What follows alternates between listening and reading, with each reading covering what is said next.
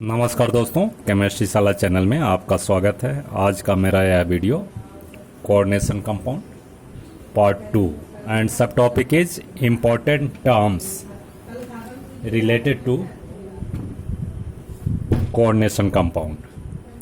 सो friends, इसमें कुछ terms हैं जो हमेशा याद रखना चाहिए और बहुत ही आसान है।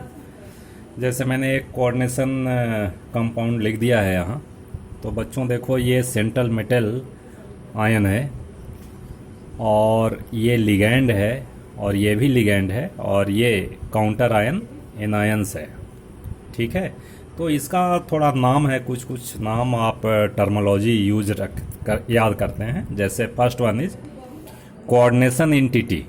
तो कोऑर्डिनेशन एंटिटी क्या होगा कि ये मेटल आयन से जो भी लिगैंड जुड़े हुए हैं उसी को बोलेंगे कोऑर्डिनेशन एंटिटी। तो ये कोऑर्डिनेशन एंटिटी कंस्टिट्यूट बनता है, constitute a central metal ion bonded by ions और मॉलिक्यूल। आयंस और मॉलिक्यूल, ये आयंस है और ये मॉलिक्यूल्स है, इससे जो बना हुआ है। केवल मॉलिक्यूल्स भी हो सकते हैं, केवल आयंस भी हो सकते हैं, इसको कोऑर्डिनेशन एंटिटी बोलेंगे। बहुत सारे बनते हैं, जैसे मान लो कि ये भी है NH3 होल थ्राइस और Cl, ऐसा भी हो सकता है। ठीक है कि नहीं, Cl2। तो ये कोऑर्डिनेशन एंटिटी है। तो सेंट्रल आयन से जो लिगेंड्स हैं, जिसको लिगेंड्स मैंने बताया है, अभी भी मैं बताऊंगा, जो भी मॉलिक्यूल और आयन जुड़े हुए होते हैं वो आपका कोऑर्डिनेशन एंटिटी होगा। ठीक है दोस्तों, अब सेंट्रल एटम और ion in coordination entity, the ions or molecule bonded with atom is called central atom। इसमें देखो, ये सेंट्रल एटम है जिससे मॉलिक्यूल और आयंस बॉन्डेड होते हैं, वो सेंट्रल एटम होते हैं, या इसको सेंट्रल मेटल आयन भी बोलते हैं जी। सेंट्रल मेटल आयन भी बोलते हैं। ठीक है दोस्तों, अब इसके बाद आइए, next terminology is next one ligand. देखो दोस्तों, इसमें जो ये लिगैंड आप देख रहे हो, और इसको मैं रखता हूँ, ये लिगैंड है जो सेंट्रल मेटल आयन से जुड़ा होता है, वही लिगैंड होता है।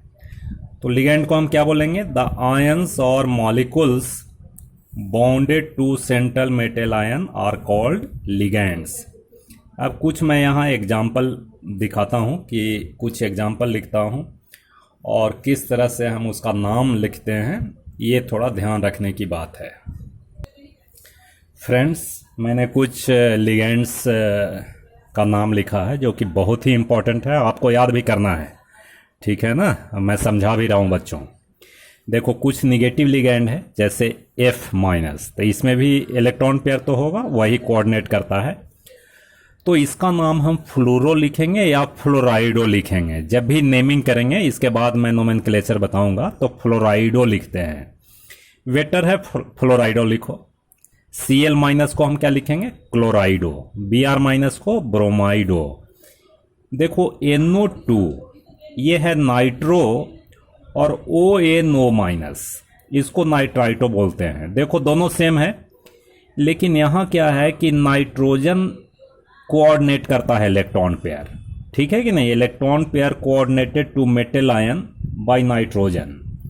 ठीक है, और यहाँ ऑक्सीजन कोऑर्डिनेट करता है मेटल आयन को, ये फर्क है। तो अगर ये सिचुएशन होगा तो हम नाइट्राइटो लिखेंगे, और ये सिचुएशन होगा तो नाइट्रो लिखेंगे। अगर ये दोनों से भागना चाहते हो तो नाइट्राइटो दोनों में लिख सकते हो, लेकिन आपको डैश लगाकर N लिखना पड़ेगा, कि N जो है ये डोनर एटम है। Donor atom means electron pair donate कर रहा है मेटल आयन को, और इसमें ऑक्सीजन है डोनर एटम। ठीक है दोस्तों, और भी सिखाएंगे नोमेनक्लेचर में तो समझ आएगा। SO4 इसको सल्फेटो बोलेंगे। OH- इसको हाइड्रोक्सो बोलेंगे। ये ऑक्जेलिक एसिड से है फ्रेंड्स, अगर HH यहाँ डाल दोगे तो ये ऑक्जेलिक एसिड बनेगा। तो इसमें जो एनायंस बनता है उसको हम ऑक्जिलेटो लिखेंगे। अगर ये लिगैंड के फॉर्म में होगा तो क्या लिखेंगे? ऑक्जिलेटो। ऐसे ये ऑक्जिलेट आयन है। Cn- को हम क्या लिखेंगे? साइनो लिखोगे, साइनो।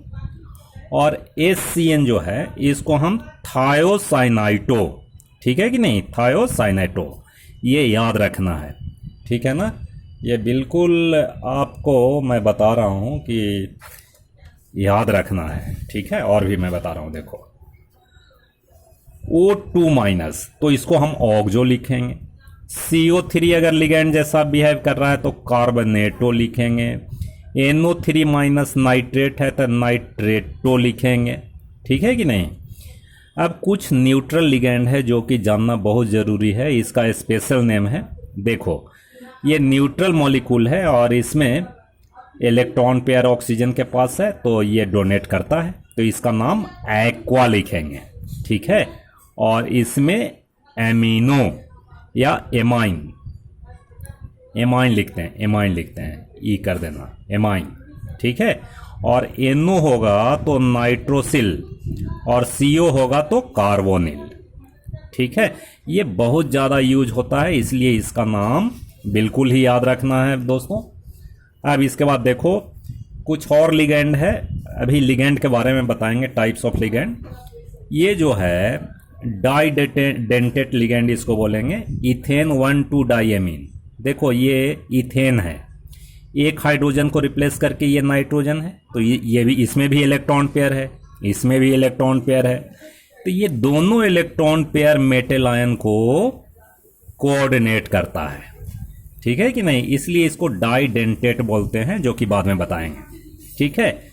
इस लिगेंड का नाम होगा इथेन 1,2 डाइएमीन और शॉर्ट में EN भी लिखा रहेगा, EN का मतलब आपको समझना है।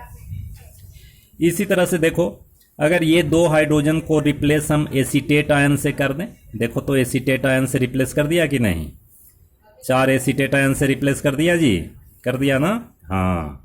तो अब इसमें डोनर एटम देखो, यहाँ भी है भाई डोनर एटम, मीन्स यहाँ इलेक्ट्रॉन पेयर है, ये ऑक्सीजन के पास भी है इलेक्ट्रॉन पेयर, यहाँ भी है, यहाँ भी है, यहाँ भी है, यानी 6 डोनर एटम हैं। Donor atom means 6 electron pair donated to metal ion, तो इसका नाम है EDTA, शॉर्ट में EDTA लिखेंगे। पूरा नाम क्या होगा, इथेन तो है ही, 1,2 डाइएमीन भी है और टेट्रा एसीटेट है, टेट्रा एसीटेट। इसको पॉलीडेंटेट भी बोलेंगे या टेट्राडेंटेट बोलेंगे, पॉलीडेंटेट, जो कि मैं बाद में बता रहा हूँ टाइप्स ऑफ लिगेंड में। तो दोस्तों हमारा रिक्वेस्ट है कि ये ज़रूर याद रखें, ये याद रखोगे बहुत ही अच्छा रहेगा, ठीक है दोस्तों। अब नेक्स्ट पॉइंट पे चलते। देखो बच्चों टाइप्स ऑफ लिगेंड, सबसे पहला यूनिडेंटेट लिगेंड। तो unidentate ligand means donor atom केवल एक ही हो, only one donor atom, one donor atom.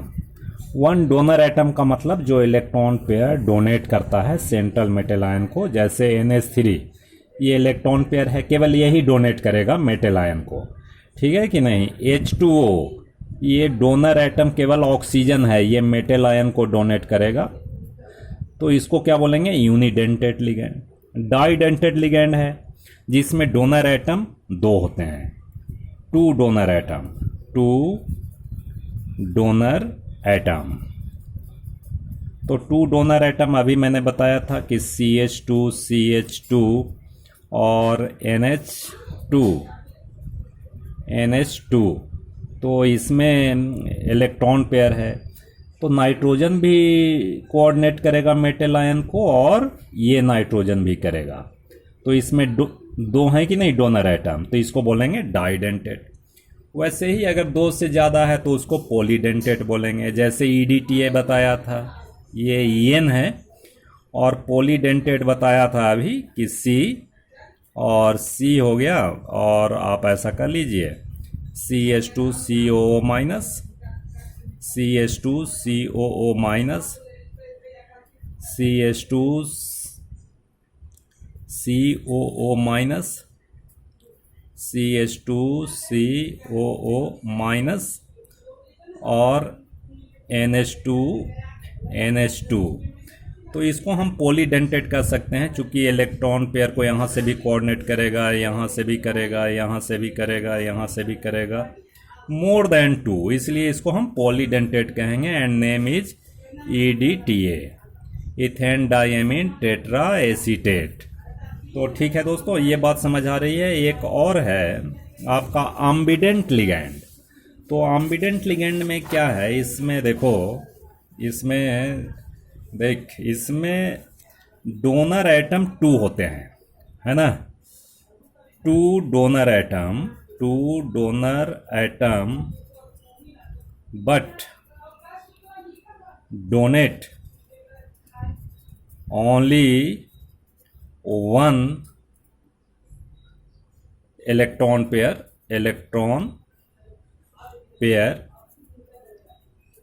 Eight a time.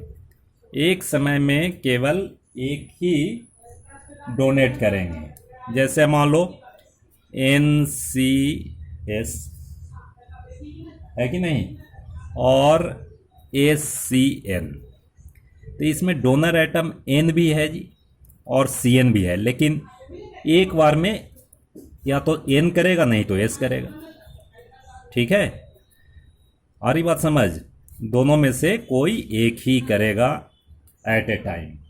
जैसे NO2 है और ONO है, तो इसको हम अम्बिडेंट लिगेंड बोलेंगे कि ये डोनर एटम N भी है, O भी है, लेकिन donate metal ion at a time only nitrogen, और इसमें केवल oxygen. Electron pair donated to metal ion by oxygen at a time only. तो इस तरह का जो लिगैंड होगा उसको क्या हम बोलेंगे, अम्बिडेंट लिगैंड बोलेंगे। ठीक है दोस्तों, अब इसके बाद नेक्स्ट कोऑर्डिनेशन नंबर बच्चों पहले बताया है कि number of coordinate covalent bond with metal ion is coordination number. ठीक है दोस्तों, तो ये बहुत ही क्लियर है, राइट। नेक्स्ट बच्चों, कोऑर्डिनेशन स्फीयर की मेटल आयंस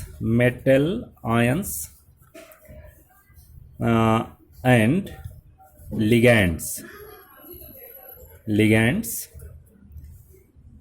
फॉर्म कोऑर्डिनेशन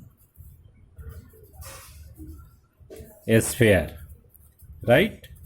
इसको हम स्क्वायर ब्रैकेट में लिखते हैं। जैसे CONS3 लिखा था Cl3, तो ये कोऑर्डिनेशन स्फीयर है। ठीक है दोस्तों, इसके बाद next coordination polyhedron means spatial arrangement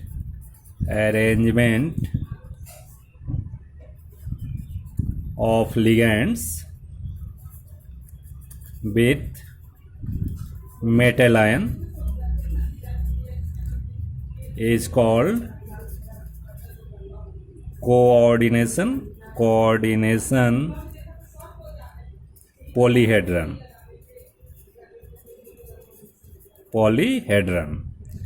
ठीक है दोस्तों, तो इसमें थोड़ा मैं बताना चाहता हूँ। देखो, अब लिगैंड और मेटल से पर्टिकुलर शेप बनेगा, फिक्स शेप बनेगा भाई।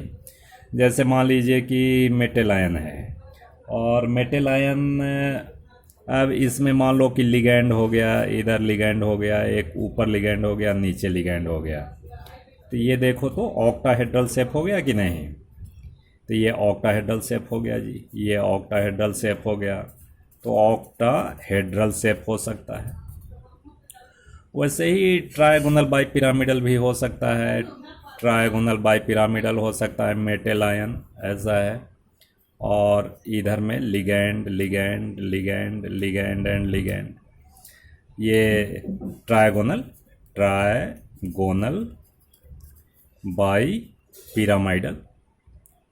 पिरामाइडल हो सकता है। ये स्क्वायर प्लेनर भी हो सकता है फ्रेंड्स। इसमें लिगैंड एंड लिगैंड, ये स्क्वायर प्लेनर भी हो सकता है, स्क्वायर प्लेनर हो सकता है। ठीक है दोस्तों, तो इस तरह से कोऑर्डिनेशन पॉलीहेड्रन की बात करते हैं। अब नेक्स्ट देखते हैं। Next, oxidation number of central atom. Friends, इसमें हम लिख सकते हैं कि formal charge on metal ion is called oxidation number. Oxidation number, right. जैसे एज फॉर एग्जांपल हम ऐसे एक का निकाल कर दिखाते हैं। जैसे देखो, CO NH3 6Cl3। तो इसमें कैसे निकालेंगे? देखो, इसको x मान लो और ये फॉर्मल चार्ज 0 है, न्यूट्रल है ये, तो 0 × 6 प्लस ये -3 और ओवरऑल चार्ज कितना होगा जी? ओवरऑल चार्ज तो 0 है, सो हम लिख सकते हैं x + 0 - 3 = 0 और x = 3। सो ऑक्सीडेशन स्टेट इसका कितना होगा? ऑक्सीडेशन नंबर लिख सकते हैं, नंबर इज +3। तो ऐसे हम लोग निकालते हैं ऑक्सीडेशन नंबर। ठीक है दोस्तों, अब इसके बाद नेक्स्ट देखते हैं। नेक्स्ट, इसमें फ्रेंड्स होमोलेप्टिक और हेट्रोलिप्टिक कॉम्प्लेक्स। अगर मान लीजिए होमो का मतलब क्या होता है? सेम। होमो का मतलब सेम और हेट्रो मीन्स डिफरेंट। तो अगर मान लीजिए कोई कॉम्प्लेक्स में केवल एक ही तरह का लिगैंड यूज हुआ है, जैसे मान लीजिए केवल NH3 यूज हुआ है, तो इसको हम बोलेंगे होमोलेप्टिक कॉम्प्लेक्स। और अगर मान लीजिए कि एक से ज़्यादा तरह का अगर मान लो यूज हुआ है, तो CO मान लीजिए कि NH3 भी आपका 4 है और इसमें Cl2 है, ठीक है, और इधर में Br है। तो इसमें देखो दो तरह का यूज है, अलग अलग हैं लिगेंड्स, तो इसको बोलेंगे हेटेरोलेप्टिक कॉम्प्लेक्स। बहुत ही क्लियर होना चाहिए, इसमें कोई समस्या नहीं होना चाहिए। एंड नेक्स्ट, ये किलेशन एक है। तो फ्रेंड्स, अगर मान लीजिए कि कोई लिगेंड्स है जो एक या दो से ज़्यादा डोनर एटम जिसमें हैं, जैसे मैंने एक बताया था, ये CH2 और NH2। अगर ये दो डोनर एटम कोई मेटल आयन को ये कोऑर्डिनेट करते हैं, right, coordinated to same metal ion, then the process is called chelation. इस प्रोसेस को क्या बोलेंगे? ये जो प्रोसेस है, process to donate more than one atom to central metal ion, process is called chelation. और इस लिगैंड को हम एक और नाम देते हैं और इसको बोलते हैं किलेटिंग लिगैंड। और डेफिनेटली इसका रिंग स्ट्रक्चर बनेगा। कैसा बनेगा भाई? रिंग स्ट्रक्चर बनेगा, रिंग स्ट्रक्चर। तो फ्रेंड्स, हम समझते हैं जितना मैंने बात बताई आपको बहुत अच्छे से समझ आया होगा। अगर नहीं समझ आता है तो बेशक आप कमेंट सेक्शन में लिखें, मैं आपका प्रॉब्लम दूर करूंगा। बहुत बहुत धन्यवाद।